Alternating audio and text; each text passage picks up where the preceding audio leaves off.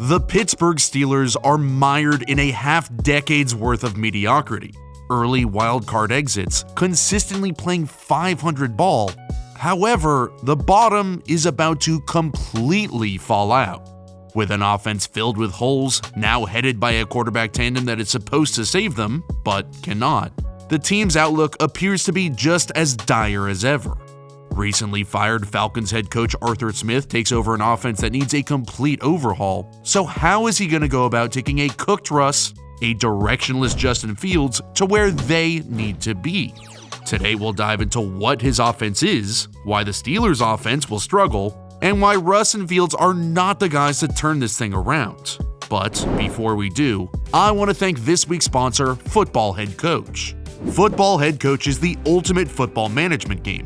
You build your dream roster like fantasy football or Madden Ultimate Team, but at the beginning, we're starting straight cheeks. So I'll need to improve the squad with player trade challenges, buying players from the transfer market, or purchasing player packs.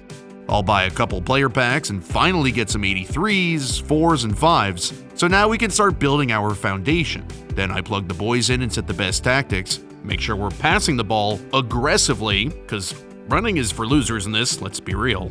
Make sure we get the defense right too, get some games rocking, and then we can see our new and improved roster in action. I've loved playing during the offseason. I'll play when I'm in an Uber, relaxing while executing a good throne sesh. And when the weekend rolls around, FHC is at its best. They have weekend leagues where you can earn awesome rewards, grind your butt off during the week to qualify, and compete against other real players for top prizes throughout the weekend league.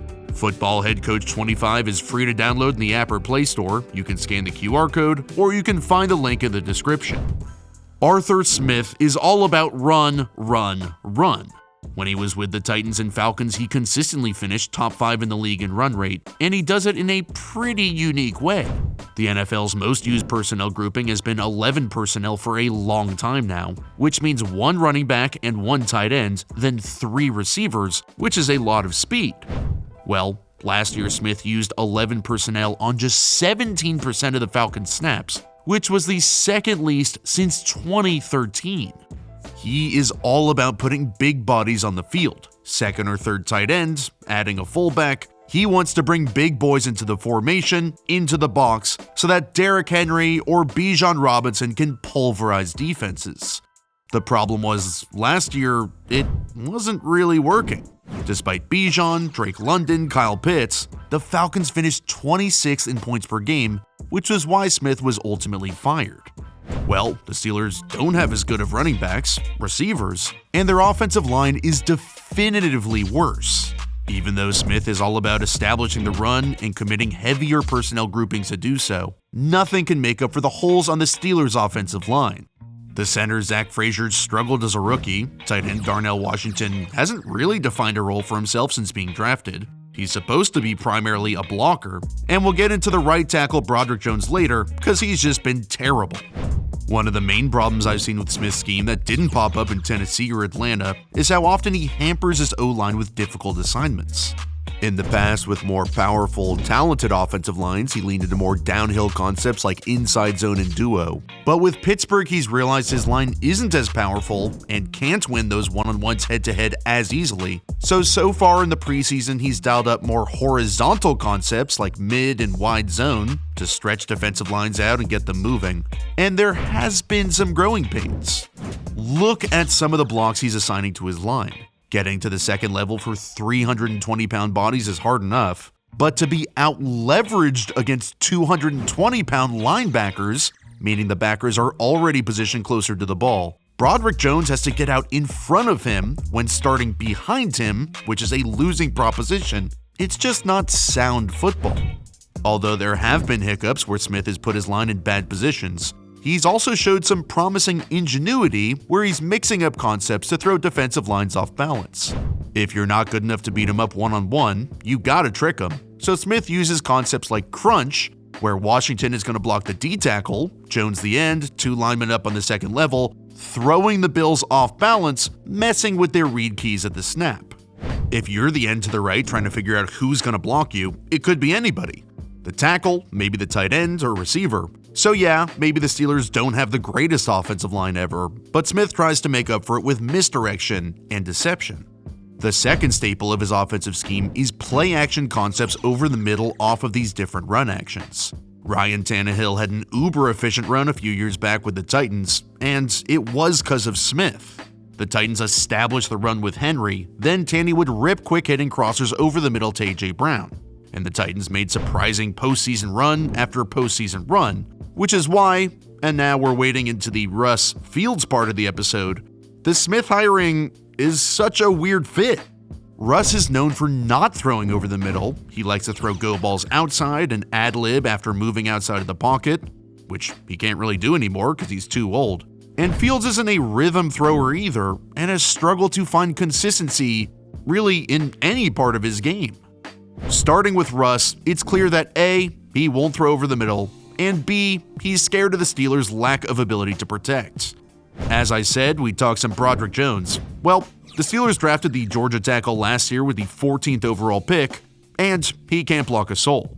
Russ is always ranked top 5 in longest time to throw, but with Jones showing inconsistent technique, even came out last week and said the Steelers haven't even told him what position he'll be playing, Russ cannot hold on to the ball as long as he wants. On 3rd and 8, this is the perfect look to hold onto the ball and scan left to right to find the open backside dig as his third progression. But Jones can't block his man one-on-one, and Russ gets sacked instead of at least attempting to throw over the middle.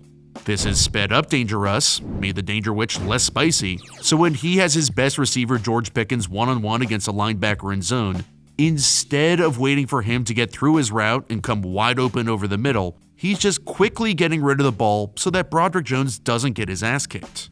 The Steelers' preseason offense has been a perpetual cycle of trying to run the ball with heavy personnel, but then their line hasn't blocked and their backs haven't been dynamic enough, which has then created 2nd and 3rd and long, so then here on 3rd and 10, instead of getting a horizontal stretch for the linebackers to the left, Najee Harris has to chip to help Jones to shore up the right side of the line, which hurts the overall concept and gets Russ sacked. Arthur Smith is trying to stretch out the Bills' Tampa 2 zone by putting Freiermuth on his seam, then running dagger into that vacated area. But watch the Bills' second level, there's nothing underneath for them to bite on. Without Najee Harris in the flat, they can just sink into the second level, and Russ has nowhere to go with the ball. It hasn't been much better for Fields. He doesn't necessarily struggle with the same things that Russ does, but he has been equally underwhelming. He's always had difficulty getting his drop tempo consistent. Quarterbacks have to shoot back from the center to create space from the defensive line, and also prepare themselves to throw on time. But Fields always kind of meanders during his drop, which can create little hitches, throwing off his timing. In the NFL, you need repeated motion to be as consistent as possible, since every single last inch matters. Just ask my ex-wife. So when Fields fails to maintain consistent pacing in his drops, his accuracy suffers because of it. Post-snap processing is still a major issue as well. Here the Bills are showing 4 deep quarters, which is exactly what Fields wants against this scissors concept, the perfect quarters beater. The idea is that the outside post will kind of capture the outside cornerback, and then the inside corner will come wide open. But at the snap, the Bills roll into one high cover 3 zone, where the cornerback passes off the post to the safety, but Fields doesn't recognize this and throws what should have been an interception. The quarterbacks have been a major problem, but the design of some of the passing concepts have been terrible as well. The spacing has been particularly bad. For example, Darnell Washington isn't much of a blocker, which he's supposed to be, definitely is not a speed threat as a receiver. He's supposed to run a curl directly over the ball here, but gets in the way of the concept. And then last year we saw some issues with the offense generally not being on the same page, not knowing their assignments, and still, those same problems are persistent. The Steelers' offense has maintained mediocrity for the last few years, but the dam is about to burst. They've brought in 2 quarterbacks who are at best mediocre, but have both struggled in the preseason thus far. Their offensive line has had resources poured into it for several seasons, but is still struggling. And with Najee Harris supposed to be Derrick Henry or Bijan Robinson, he is just not it.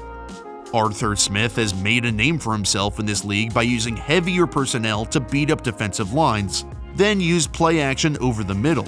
But so far, and yes, it is early, things are not looking good. The Steelers need a major shakeup, but it's at the worst possible time of the year to say that, the beginning. If everything goes wrong like I think it will in 2024, maybe, finally, the Steelers will tear this thing down and rebuild to pull themselves out of the abyss.